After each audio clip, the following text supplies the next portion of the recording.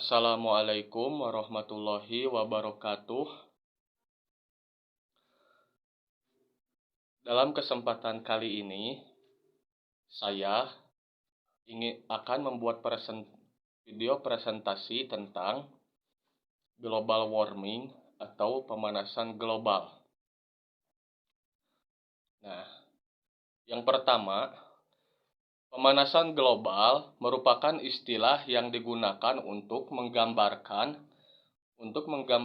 peningkatan suhu rata-rata atmosfer bumi dan lautan secara bertahap, serta sebuah perubahan yang diyakini secara permanen mengubah iklim bumi. Diketahui, segala bentuk aktivitas manusia selalu berdampak bagi lingkungan sekitarnya, baik itu membawa dampak positif maupun dampak negatif. Begitu pula dengan kondisi atmosfer bumi yang saat ini mengalami perubahan akibat aktivitas manusia. Nah, ada beberapa faktor yang menyebabkan terjadinya pemanasan global, di antaranya antara lain sebagai berikut. Yang pertama, emisi berasal dari pembakaran bahan bakar fosil sebagai pembangkit tenaga listrik. Nah, yang kedua, emisi CO2 yang berasal dari pembakaran gasolin sebagai bahan bakar transportasi. Bisa dilihat di gambar. Nah, yang ketiga, emisi metana dari hewan, lahan pertanian, dan dari dasar laut Arktik. Yang keempat, deforestation atau penebangan liar yang disertai dengan pembakaran lahan hutan. Nah, yang kelima, penggunaan chlorofluorocarbons atau CFCs dalam refrigerator atau pendingin. Nah, yang keenam, meningkatnya penggunaan pupuk kimia dalam pertanian. Nah, di sini ada dampak pemanasan global. Seperti yang telah dinyatakan sebelumnya, bahwa aktivitas manusia telah mengubah kealamian dari gas rumah kaca di atmosfer. Nah, konsekuensi dari perubahan gas rumah kaca di atmosfer sulit diprediksi, tetapi ada beberapa dampak yang telah terlihat dan dirasakan, yaitu sebagai berikut. Nah, yang pertama, temperatur bumi menjadi semakin tinggi. Di beberapa wilayah mungkin temperaturnya akan lebih panas, dan di wilayah lainnya kemungkinan tidak mengalami ketinggian suhu atau bisa dikatakan bertemperatur dingin. Nah, yang kedua, tingginya temperatur bumi dapat menyebabkan lebih banyak penguapan dan curah hujan yang secara keseluruhan, tetapi masing-masing wilayah akan bervariasi. Beberapa akan menjadi basah dan beberapa lainnya mungkin akan menjadi kering. Nah, yang ketiga, mencairnya glasier yang menyebabkan kadar air laut meningkat. Begitu pula dengan daratan pantai yang landai. Nah, lama-kelamaan akan mengalami peningkatan akibat penggenangan air. Yang keempat, hilangnya terumbu karang. Di sini ada sebuah laporan tentang terumbu karang yang dinyatakan bahwa terumbu karang dalam kondisi terburuk. Populasi karang akan hilang pada tahun 2100 karena meningkatnya suhu dan pengasaman pada laut. Sebagaimana diketahui bahwa banyak spesies lain yang hidupnya bergantung pada terumbu karang. Nah, yang kelima, kepunahan spesies yang semakin meluas. Dalam hal ini, menurut penelitian yang dipublikasikan dalam majalah Nature, peningkatan suhu dapat menyebabkan kepunahan lebih dari 1 juta spesies.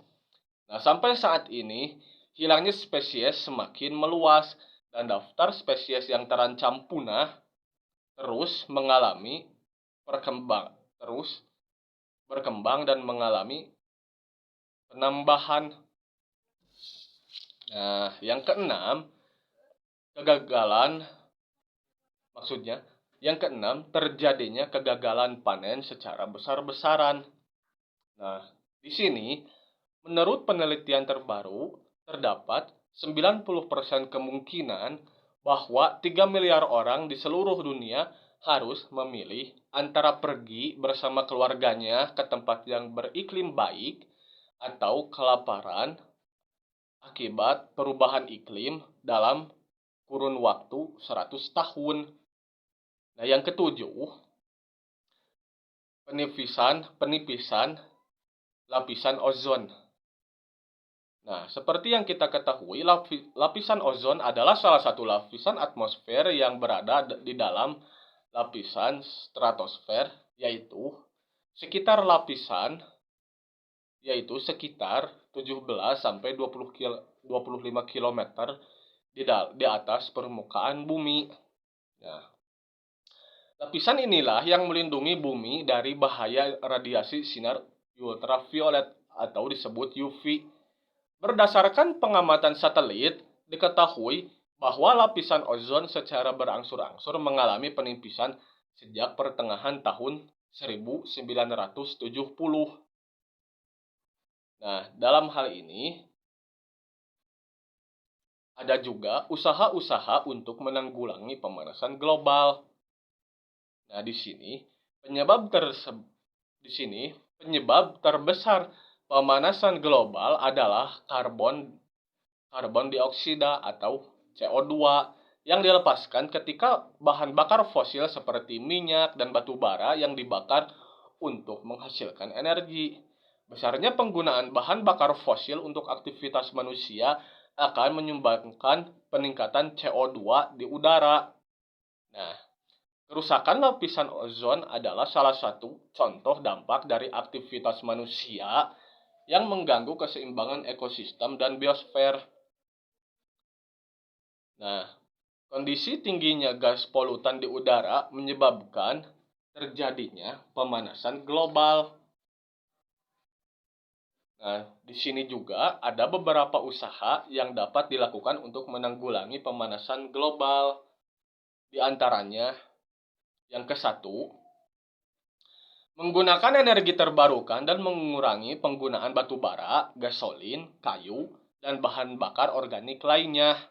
Nah, yang kedua, meningkatkan efisiensi untuk bahan bakar kendaraan. Nah, yang ketiga, mengurangi pengurangan deforestation. Yang keempat, mengurangi penggunaan produk-produk yang mengandung chlorofluorokarbon atau CFCs dengan menggunakan produk-produk yang ramah lingkungan. Nah, yang terakhir, mendukung dan ikut turut serta pada kegiatan penghijauan. Di sini ada penelitian dari Louisiana Tech University yang menemukan bahwa setiap pepohonan hijau dapat menangkap karbon yang cukup untuk mengimbangi emisi yang dihasilkan dari gas buangan pengendara mobil dalam jangka waktu selama setahun. Nah, itulah mungkin yang pemaparan dan penjelasan materi tentang global warming atau pemanasan global yang dapat saya sampaikan dan saya paparkan. Terima kasih atas segala perhatiannya. Mohon maaf bila ada kesalahan penyampaian materi, kata-kata, dan lain sebagainya. Karena saya juga masih dalam proses belajar untuk menjadi lebih baik lagi. Sekian dan terima kasih. Wassalamualaikum warahmatullahi wabarakatuh.